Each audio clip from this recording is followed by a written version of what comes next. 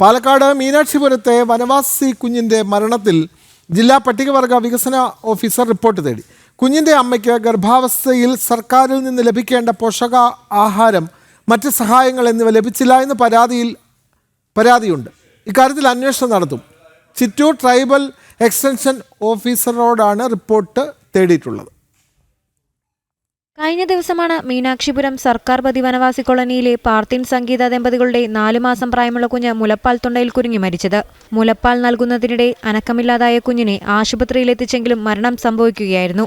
കുഞ്ഞിന്റെ മരണത്തിന് കാരണം ഗർഭാവസ്ഥയിൽ സർക്കാരിൽ നിന്ന് ലഭിക്കേണ്ട പോഷകാഹാരം, മറ്റ് സഹായങ്ങൾ ലഭിക്കാത്തതുകൊണ്ടാണെന്ന് കുടുംബം ആരോപിച്ചിരുന്നു. ഇതോടെയാണ് സംഭവത്തിൽ ജില്ലാ പട്ടികവർഗ വികസന ഓഫീസർ റിപ്പോർട്ട് തേടിയത്.